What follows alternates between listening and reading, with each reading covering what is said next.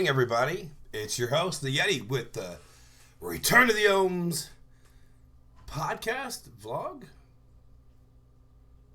Either way, also the Yeti of the Salt Happens podcast.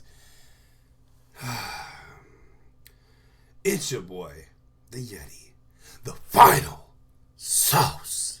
See, final sauce. It's a lot different than final boss, because I like sauce. You gotta have sauce on everything. Anyways, that's not why you click this, and that's not why you're here. Shout out to the final boss over there doing this thing, doing it great, doing a great job at everything he does. If you are into Pokemon, if you are into getting tape off of your jacket, if you're into just, life from a geek dad's point of view, go check out Final Boss Versus the World. You will not regret it. Also, shout out to Darks, a.k.a. DJ Deranged, for all the music that he has produced for us in the Salt Happens podcast and media group, or whatever you want to call us. Shout out to him. So when you see that intro that I got, if you haven't clicked through it and you like that beat and that music, minus all the gongs and the Undertaker's bell, that's his beat. He made that for me. So shout out to them.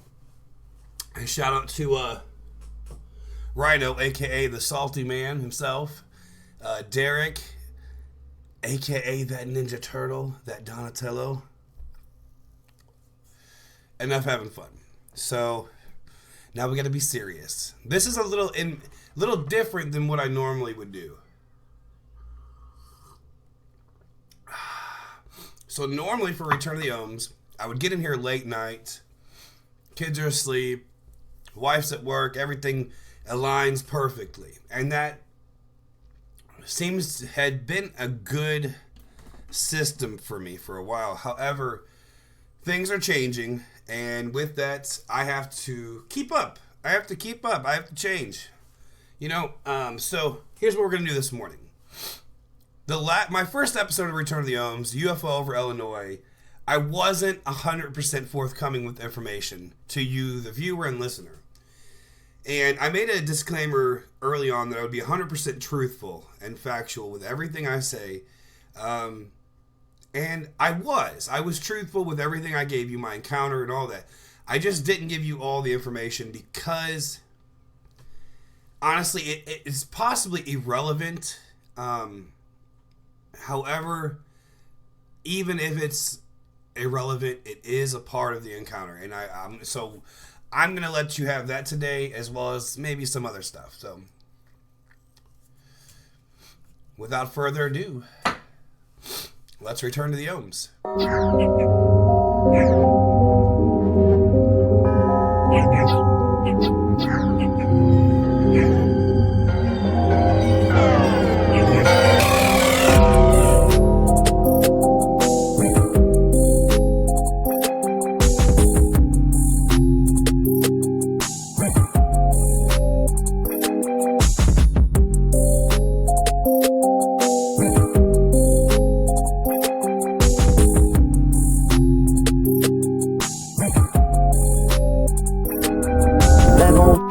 Press enter.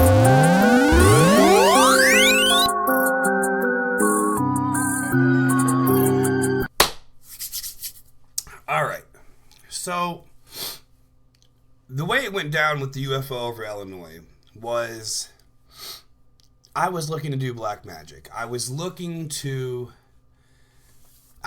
young child, and I was looking to do black magic, and I needed more people than just myself.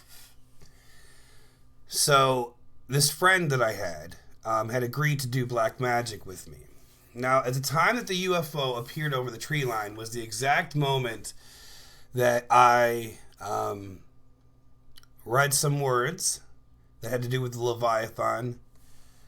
And at that exact moment, now see, this is where it can be irrelevant or coincidence, and you as the viewer and listener can take from this what you will. But at the exact moment that I finished speaking those words, the craft came over the tree line. And that's when it hovered and stalled above us.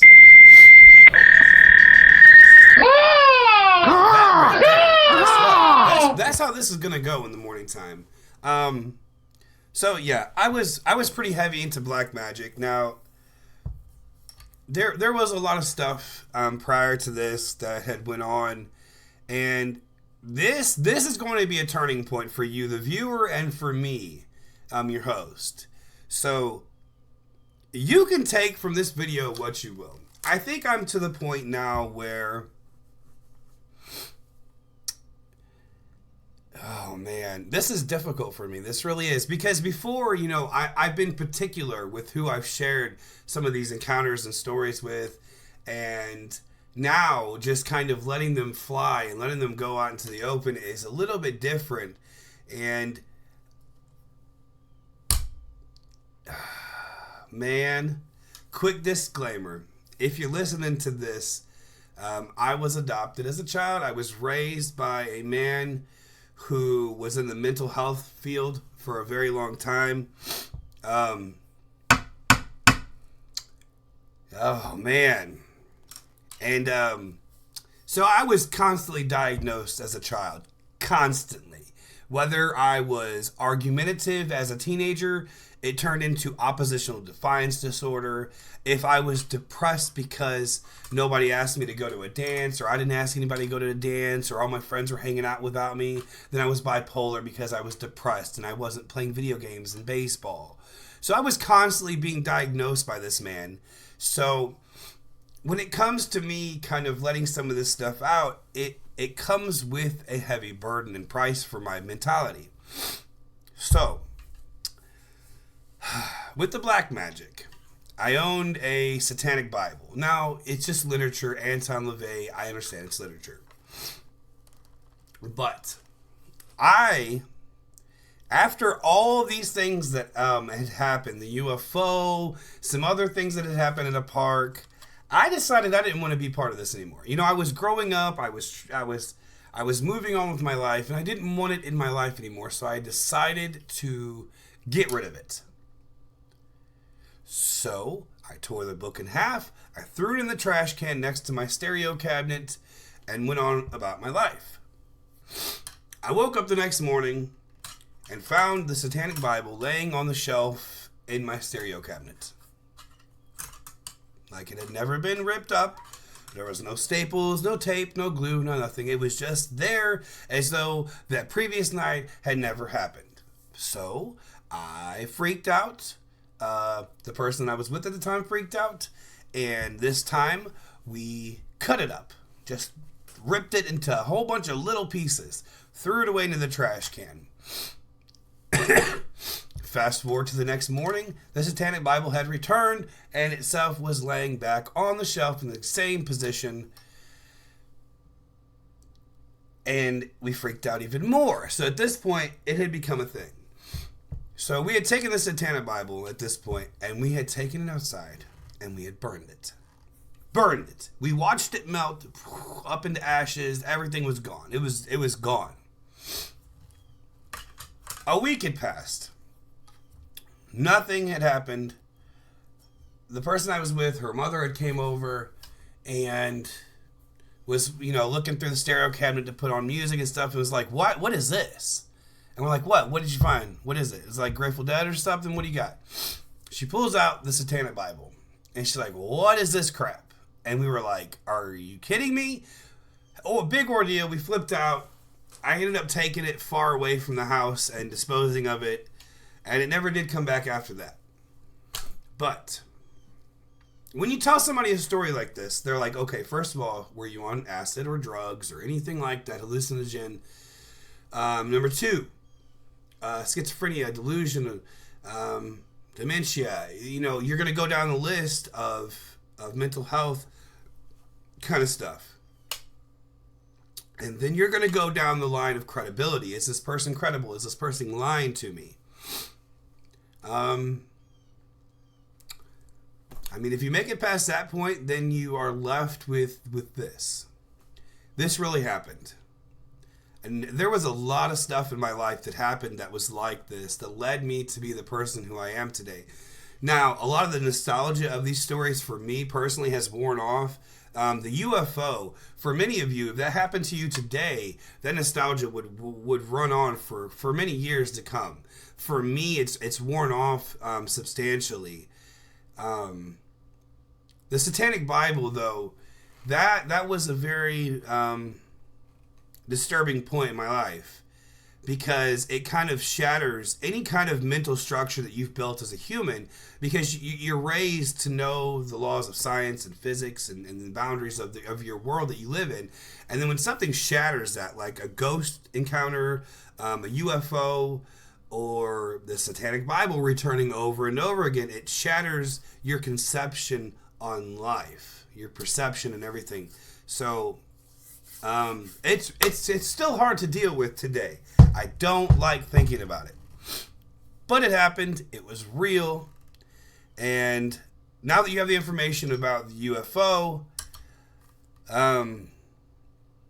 which is really creepy because, like I had said before, it had black scales on it, which recently in the news, they're developing scale type armor for aircraft and tanks and things like that kind of resemble that a little bit, which is very unusual. But I mean, hey, it is what it is. So let's take a drink of coffee to that this morning. Not bad at all. So I noticed that I got a substantial amount of views from the UFO over Illinois, which is a good thing. It's not a bad thing. It's not a bad thing. It's a good thing. This is definitely difficult for me because this is an outpouring of who I am. There are things in my life that I have told people and they have stopped talking to me. They're like, "Oh, this man is crazy. This man is absolutely crazy." And I'm the Yeti. I am to a certain degree crazy. Man. There's so many things that happened in my childhood. So I think I'm going to leave you today and let you ponder some of these things. I going forward, I think after this week, depending on how this week plays out, my life right now is kind of all up in the air, and things are changing, and everything is happening in a different time. So it's really hard for me to gauge how I will live my life today or tomorrow. But going forward, I really do want to bring somebody from the Salt Happens crew in here one by one and pick their brain a little bit, and then really go into depth with some of these conversations and pull some new stuff out for you guys. But I'm going to leave you with this. So there's a park by the house I grew up at, and it was common for me and my friends to go down there and hang out. And there was a little trail on the back side of the lake, and that went through the woods, and we would play back there, ride our bikes through it and stuff like that. And there was houses right up the hill, and this guy was coming down, and he was trying to get the bobbers, the lures that had been stuck in the tree. Now, there was a drainage, a huge cement drain that was probably 4 by 4 feet and about 12 feet deep. And I think it still had the spray paint on there, like caution and all that kind of stuff. It was extremely deep. So this man was out there and he was trying to collect these bobbers that the fishermen had lost in the trees, and there was a lot of them. So us being kids, he offered us a few bucks, like, "Hey, if you guys can get some of those that I can't reach," he's like, "I'll give you guys a few bucks." So we're like, "Oh, cool, heck yeah." I fell into the little drainage square. And it was freezing cold, so I immediately, my body went into shock. The old man comes running over, my friend comes running over, they reach down to grab my hand, and immediately I'm like plunged to the bottom of this. I sunk like a lead weight. And within the blink of an eye, something pushed my feet. And literally what I mean is, like, something was underneath me and was like doing this and pushed my feet up. And I rose above the water just enough for this guy to grab my hand. Like, I wasn't hovering on top of the water. I wasn't like anything like that. But something legitimately pushed my feet. And the guy gave me his coat. He took me up. We went up, got in his truck. He drove me home. And he was super quiet the entire time. He was freaking out. And I remember my friend asking him, he's like, did you see what I saw? And he's like, yeah, I don't want to talk about it. He talked to my parents at the time for a little bit, let them know what happened, and they were grateful and all this kind of stuff. And he tried telling them, a little bit of what happened. And I remember meeting up with him later, like, because he went back down there again. He's like, hey, how are you, and all this kind of stuff. And we started talking about it, and he remembered it the exact same way. He goes, yeah, you hovered up the water a little bit, and it freaked me out. He goes, but he had a different kind of mentality at the time. He was kind of like, something was looking out for you that day. That's the only thing I can say. That something was watching out for you and helped you out and got you above that water so we could grab you. Because when I sunk, you could see that they were like bending down. They were getting ready to reach down into this murky, dirty water. And just remembering that feeling of something pushing on my feet to bring me above that water was pretty insane. You know what's crazy too? I'm going to end this. I'm going to go ahead and stop this. We're at the 15-minute mark, and this is just a short video to give you some content, to give you the rest of the information from episode 1. But what's crazy is that these stories, these aren't even these stories are not even the meat. This isn't even the content. So I don't really want to go into the other stuff though without somebody else helping me with the information and stuff. So anyways, this has been the Yeti for Return to the Ohms, and I want to go ahead and thank every one of you for stopping in and checking out my content and my page. I'm going to be putting up some new content as well on the same page. So I'm going to learn how to break it down into sections, I guess, on this YouTube page. Because I'm going to do a little bit of like just regular live content about vlogging and stuff like that. And I'm also going to be taking the audio probably from these videos and uploading those to Anchor, which will distribute them to like Spotify and all this kind of stuff. So you can listen to this audio in your free time. Again, go ahead and like, comment, and subscribe. And the reason I want you to do that is because I want to engage you. I want you to come back. I want you to comment on these videos. I want you to talk to me. Reach out. Send me some messages. Let's talk. Let me bring you on this show. And let's discuss what you guys have encountered in your lifetime. And let's let the world know that there are things that break the laws of physics. There are things that do not fit into the realm of reality for this planet and this dimension. And remember, as always, don't be toxic, be mindful. Peace.